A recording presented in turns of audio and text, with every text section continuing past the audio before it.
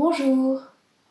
Aujourd'hui, j'aimerais approfondir avec vous la posture du chien tête en bas, Adho Mukha Svanasana.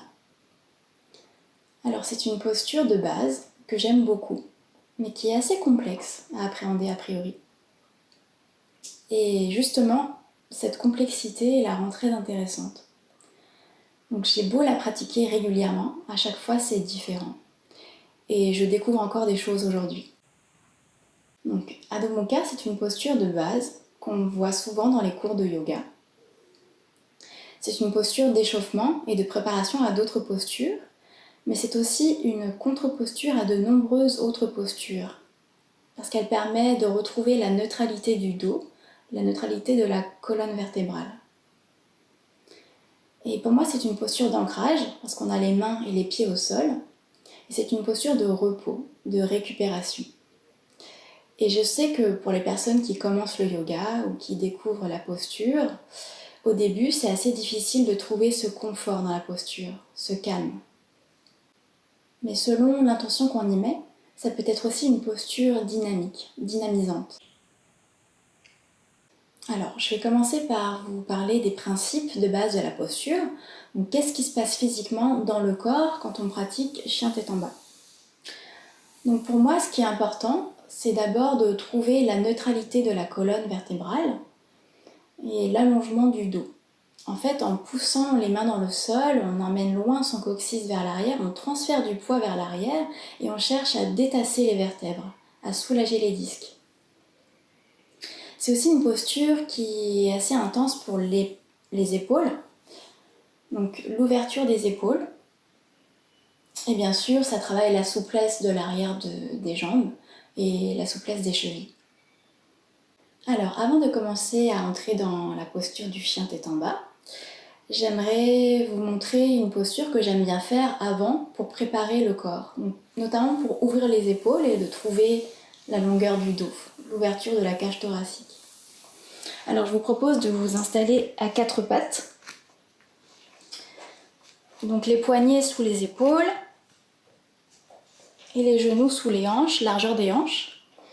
Et ici, sans bouger votre bassin, sans déplacer votre bassin, vous allez amener les mains loin devant, en gardant les bras parallèles.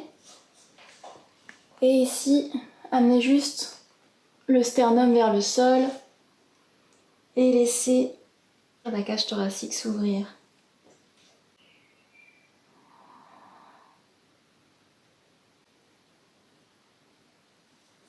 Ici, on travaille l'ouverture des épaules. Vous pouvez aussi presser les mains dans le sol pour étirer un peu plus les aisselles, activer la posture. Et envoyer la direction du coccyx vers l'arrière. Vous pouvez déposer votre front. Et prendre quelques respirations ici. Trouvez l'ancrage des mains.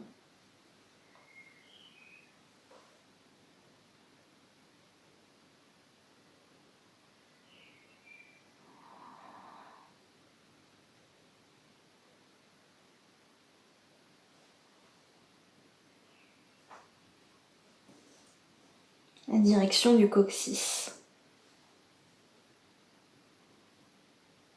Puis en pressant dans les mains, vous pourrez remonter.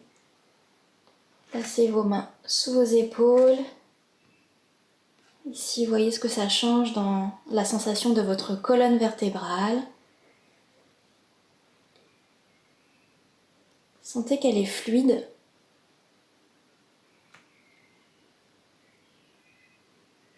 C'est pas un axe figé. Et vous pouvez revenir. Alors, comment rentrer dans la posture du chien tête en bas? On me pose souvent la question de quel est l'écartement idéal entre les mains et les pieds. Et moi je pense que ça dépend du corps de chacun et de la morphologie de chacun. Mais je peux vous donner quelques repères qui seront à ajuster par la suite, donc je vais vous montrer. Donc il y a plusieurs manières de rentrer, de trouver cet écartement.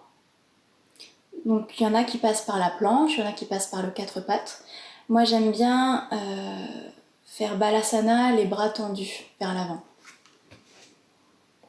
Donc la posture de l'enfant. Ici, on a les jambes écartées, largeur des hanches. Et on vient déposer le ventre sur les cuisses. Et on vient allonger les mains loin devant. Ici, on essaye de ne pas engager les épaules, mais de les éloigner des oreilles. Et pour moi, ici, ce serait la distance idéale entre les pieds et les mains. Donc vous pouvez revenir le buste parallèle au sol et trouver l'ancrage des mains. Ici, on va écarter les doigts et sentir qu'on a les doigts actifs jusqu'au bout des phalanges. On peut presser dans les coussinets des doigts, notamment entre le pouce et l'index. Et sentir qu'en activant les mains dans le sol, on active les bras et on protège les articulations.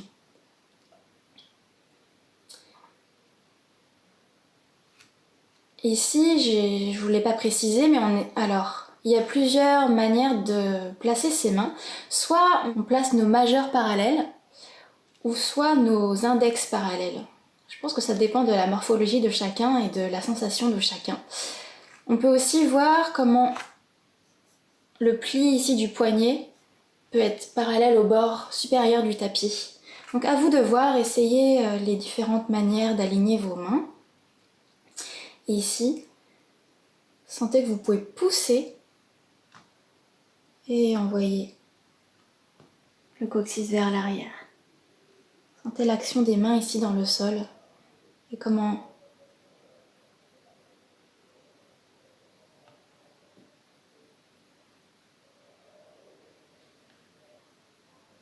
vous pouvez envoyer l'énergie jusqu'au bout du coccyx. On va rentrer dans la posture, donc vous pouvez ancrer vos orteils dans le sol.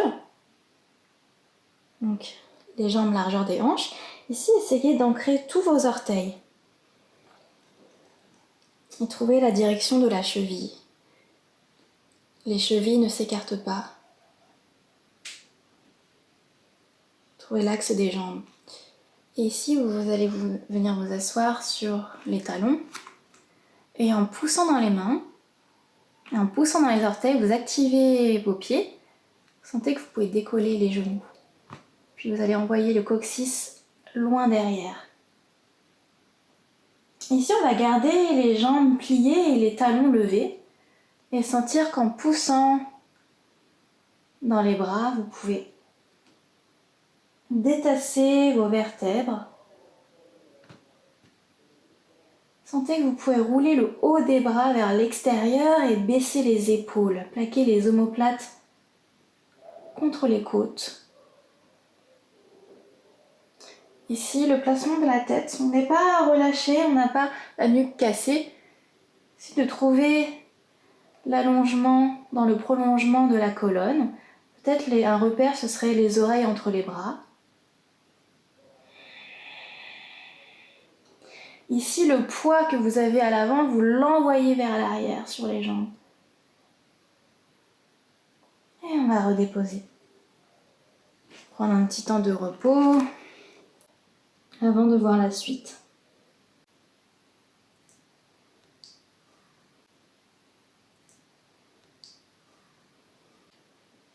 Puis vous pourrez revenir et retrouver votre chien tête en bas. On va garder encore les jambes pliées. Active les mains et ici sentez que le dos a tendance à s'arrondir et qu'il faut faire un petit effort ici dans la direction du bassin. Ici, peut-être une légère antéversion. Sans creuser le dos, on ne cherche pas une flexion arrière, on cherche un dos neutre. Donc les personnes qui sont hyperlaxes, peut-être d'aller un peu moins loin. On ne cherche pas à s'affaisser comme ça, mais à trouver un dos neutre. Finalement, vous cherchez à aligner les poignets avec les épaules et le sacrum. Et ici, peut-être qu'on peut commencez à allonger les jambes sans arrondir le dos. À partir du moment où on sent que le dos s'arrondit, c'est que les jambes sont bien là où elles sont, pas besoin d'allonger plus. Sentez que si vous cherchez absolument à allonger les jambes au détriment de la longueur du dos, vous n'êtes plus dans le chien tête en bas. Et retrouvez l'allongement jusque dans la nuque.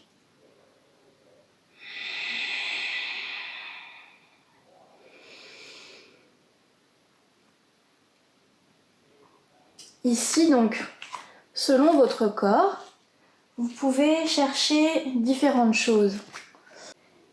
Ici, on a les genoux pliés et les talons levés.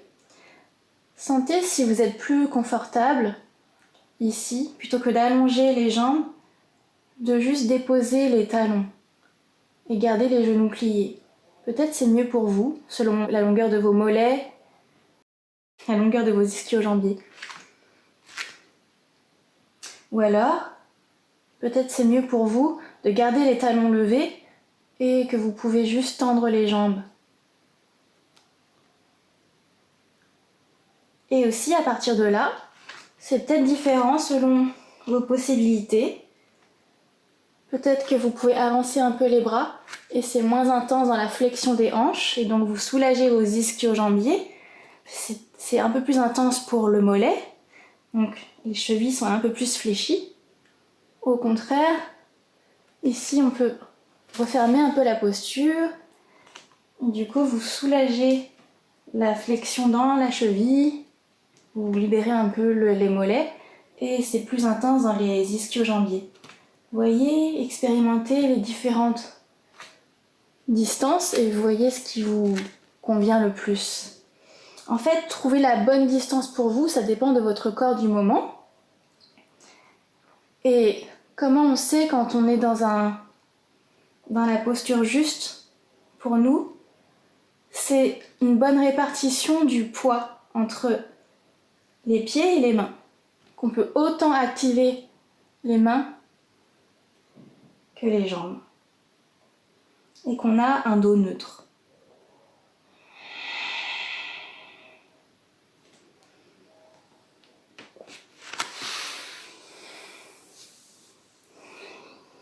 Prenez quelques temps en balasana. On va le refaire une dernière fois. Et cette fois-ci, je vais vous inviter à prendre conscience de votre respiration dans cette posture.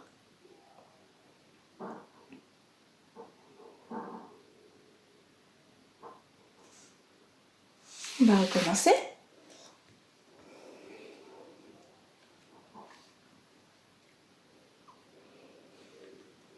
À votre rythme, trouvez vos repères.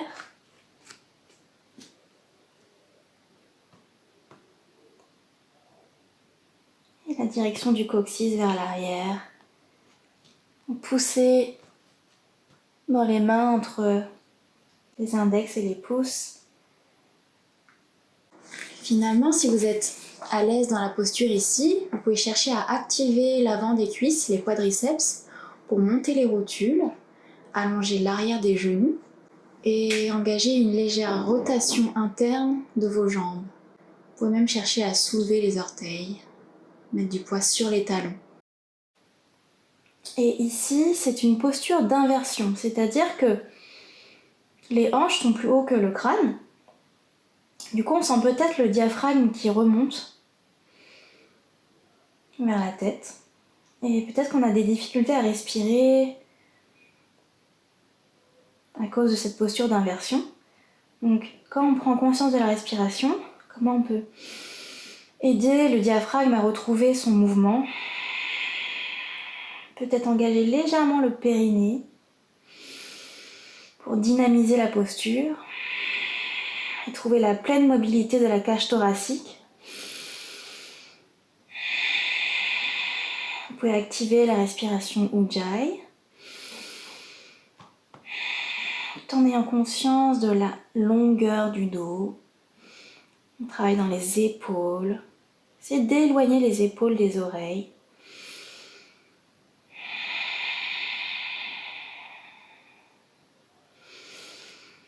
que ça change dans vos jambes?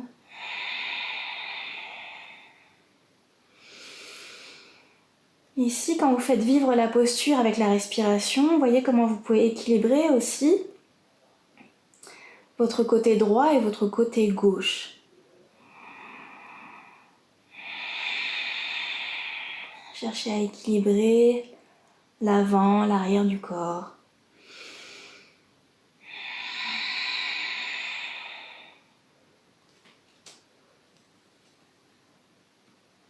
Et on va revenir. Et pour terminer cette exploration du chien tête en bas, je vais vous proposer maintenant des variations, donc avec du matériel, avec des blocs, pour explorer différemment. Donc peut-être que ça vous aide à comprendre mieux la logique de la posture. Donc je vais vous proposer ici d'essayer la posture avec des briques. Des briques sous les mains. Donc on trouve la longueur, l'écartement entre les mains et les pieds. Briques largeur des épaules. Vous déposez le talon des mains à la base des briques. Et ici, entrez dans la posture. Peut-être que si on sent qu'on a beaucoup de poids à l'avant du corps et qu'on glisse un peu sur notre tapis, qu'on s'affaisse un peu vers l'avant, la sensation des briques sous les mains va nous aider à remettre du poids vers l'arrière. Ça va être un peu moins intense pour les épaules.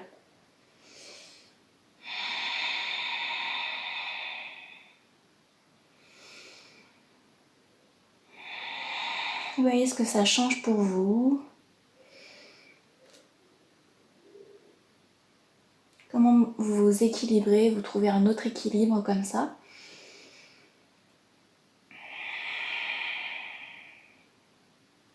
Et vous pourrez revenir.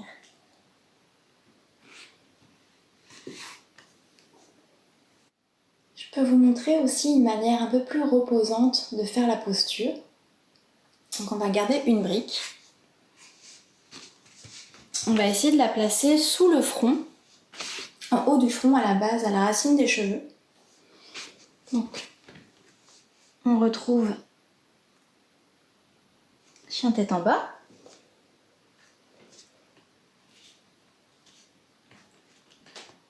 Et ici, peut-être que vous pouvez amener du poids sur la brique et vous soulager un peu l'action des bras. Vous vous reposez un peu plus.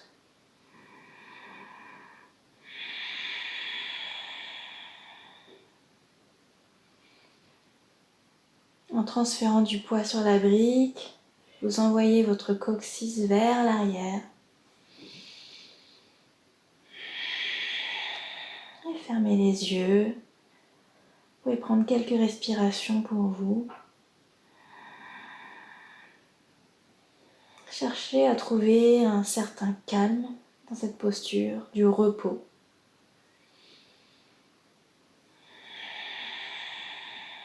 Vous pourriez rester plusieurs minutes.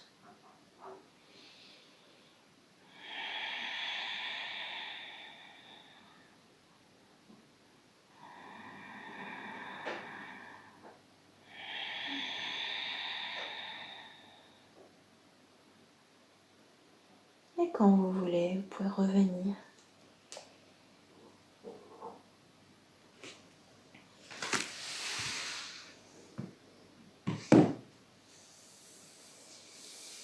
Puis je vais terminer par quelques variations un peu plus dynamiques. Donc on reprend chien tête en bas, basique.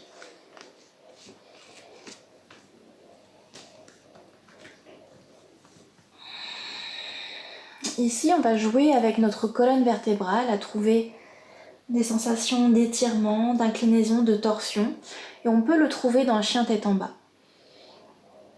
Ici, par exemple, si vous envoyez vos talons légèrement vers la gauche, vous voyez ce que ça change dans vos hanches et peut-être que vous étirez un peu plus le flanc droit Vous pouvez placer votre regard sous l'aisselle droite et sentir un étirement doux ou intense de vos flancs.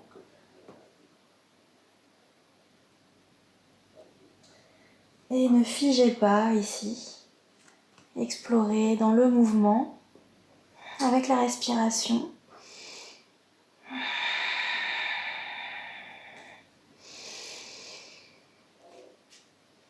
Puis je vous propose de visiter une torsion.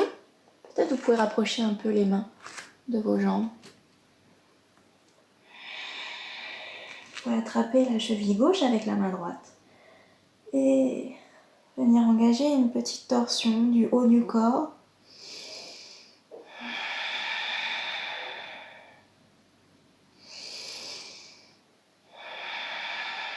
Voyez ce que ça change à votre stabilité d'avoir seulement 3 appuis. Peut-être c'est très intense pour le bras gauche. De l'autre côté, voyons si c'est différent.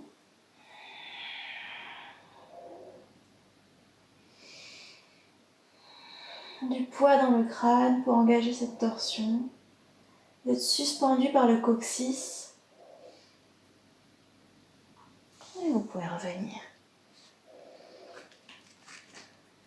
On a aussi des variations qu'on utilise dans des transitions de vinyasa.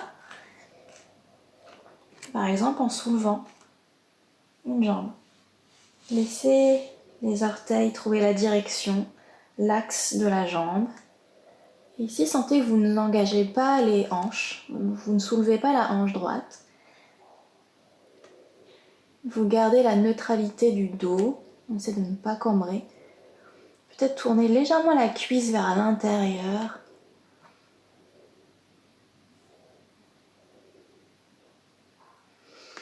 Puis on peut plier le genou et chercher à soulever la hanche droite, tout en gardant l'épaule droite vers le sol. On cherche à ouvrir, tout en gardant chien tête en bas. On peut revenir. Retrouvez vos 4 appuis. On va essayer de l'autre côté. Et on se passe d'un appui. On garde l'intégrité de la colonne, l'axe de la jambe, les hanches en place.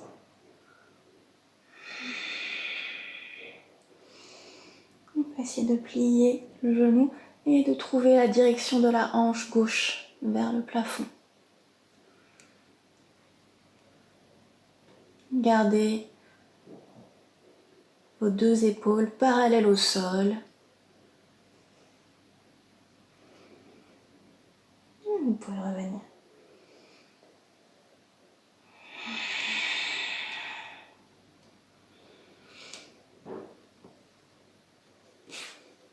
Petite contre-posture en Balasana. Vous pouvez amener vos bras le long du corps et laisser les épaules couler vers l'avant.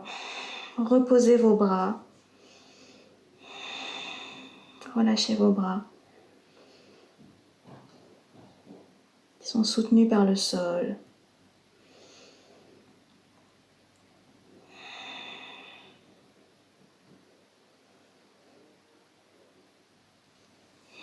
Et vous pouvez dérouler.